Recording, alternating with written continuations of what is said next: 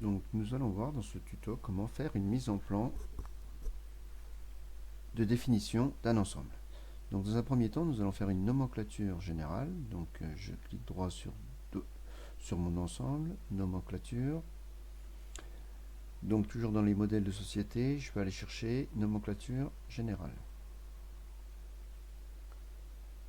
Donc voilà, je valide.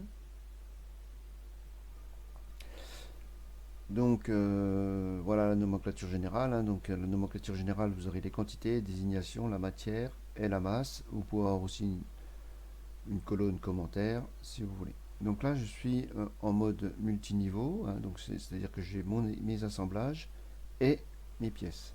Donc moi je vais me mettre en mode râteau pour n'avoir que mes pièces. Voilà. Donc je vérifie bien que les numéros sont bien dans l'ordre. D'accord. Il se peut, comme si vous faites du bricolage ou des choses comme ça, que les numéros ne soient plus dans l'ordre. Donc pour cela, vous allez dans nomenclature et vous avez réinitialisé les numéros, les repères de nomenclature. Voilà. Donc voilà. Donc ma nomenclature, je la glisse de nomenclature. Voilà. Donc par contre, il y en a peut-être plusieurs. Ouais, voilà. Là, je n'avais fait une avant. Ok. J'enregistre. Donc après, je reviens sur mon ensemble. Je fais mise en plan. Donc là, je vais aller choisir une mise en plan. Donc je vais faire une mise en plan. Donc faites attention, il faut prendre une mise en plan assemblage. C'est pas tout à fait les mêmes mises en plan. Dans une mise en plan pièce, vous avez une partie qui va être la matière de la pièce, son poids, les normes. D'accord. Et dans les mises en plan assemblage, voilà, sur le cartouche, vous n'avez pas ces informations. Donc je vais me mettre en A3 paysage.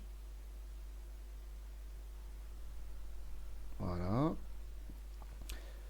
Voilà, premier constat, c'est que ma vue de face, d'accord, est mal choisie.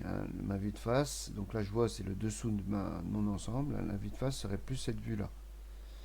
Donc, petite remarque, donc ce que je vais faire, je vais revenir sur mon document. Voilà, je reviens sur mon document.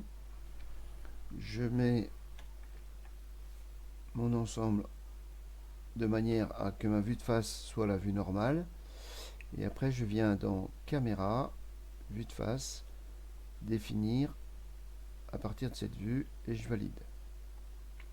Je reviens dans ma mise en plan, j'édite, voilà, et je vais dire mets la vue de face. Voilà. Petite remarque, on laisse bien l'échelle à 1 au niveau de ma mise en plan. Je valide. Je vais rajouter des vues, donc plutôt celle-là.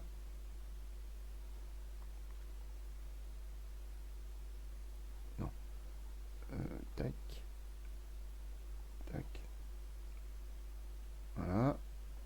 Hop, hop. Une vue ISO et je valide. Donc pour ma vue ISO, donc là mon échelle est un peu grande.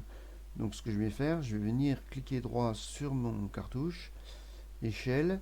Donc là je suis à 0,3, moi je vais mettre 0,2.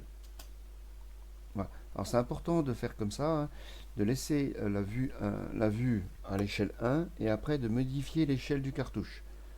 Puisqu'après l'échelle du cartouche j'ai mis 0,2, l'échelle sera à 1 cinquième.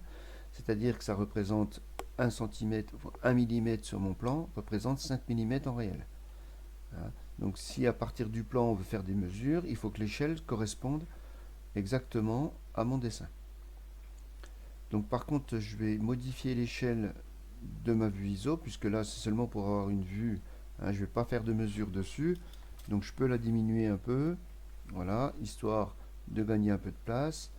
Je vais cacher, donc je peux cacher les pointillés, voilà, donc là il n'y était pas, et je vais mettre en couleur, ça fait plus joli. Voilà. Je la positionne, voilà, je peux rajouter sur les vues les traits d'axe, voilà, est-ce que j'en ai là? Donc là c'est pas une vue qui s'y prête beaucoup,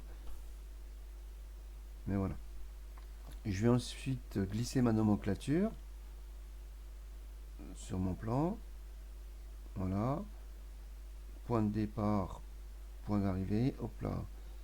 Donc là, il m'a mis dans l'autre sens parce que mon point...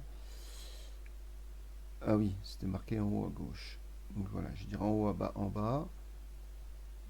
Voilà. Très bien. Je valide. Et après, je vais mettre les repères sur ma vue qui vont correspondre aux repères de ma nomenclature. Hein, vous ne pouvez pas mettre les repères sur une vue tant que vous n'avez pas inséré une nomenclature dans votre plan.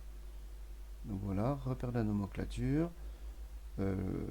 Donc là, la nomenclature, c'est la nomenclature que je viens de mettre. Et ma vue, donc c'est cette vue, la vue 4, qui est là. Je valide. Donc évidemment, hein, on peut aussi venir entourer les repères, changer la valeur des repères, et ainsi de suite. Et je valide. Voilà. Et après, ce que j'aime bien mettre sur une vue, sur un plan d'ensemble, c'est vraiment en fait les côtes, les 3 côtes d'encombrement. Voilà. Alors je vais laisser les côtes comme ça, avec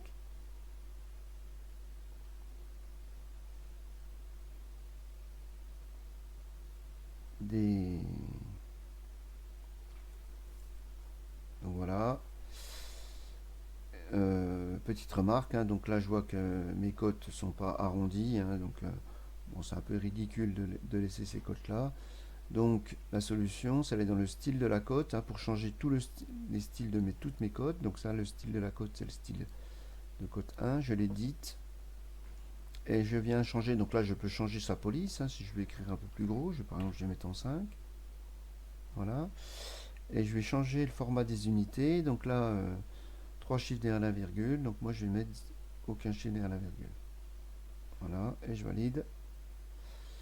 Oh là, ça n'a pas marché. Pourtant le style de la cote, c'est bien cote 1. Qu'est-ce que j'ai fait? Éditer.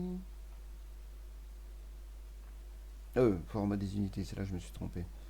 Format des unités. Ça me paraissait bizarre. 3. Je valide. Et je valide. Voilà. Donc voilà. Ça permet de faire, d'arrondir toutes les cotes de mon plan d'un seul coup. Si après je veux avoir une cote avec une décimale, donc je clique sur ma cote, éditer, et je retrouve la même chose là. Voilà. Format de l'unité, et là je peux venir changer format de l'unité de ma cote.